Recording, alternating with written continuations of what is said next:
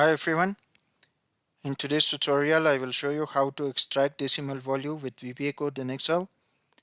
There is a VBA code that can mass extract decimal values with the sign only from mixed strings. Press the Alt F11 keys and it opens the Microsoft Visual Basic for Applications window. Click Insert tab, click Module, and paste the following VBA code into the module window and press the F5 key to run this code. Then a K Tools for Excel dialog box pops out. Please select the range you want to extract decimal values only from and click the OK button. Then another K Tools for Excel dialog box pops out. You need to select a cell for locating the extracted decimal values. Again click the OK button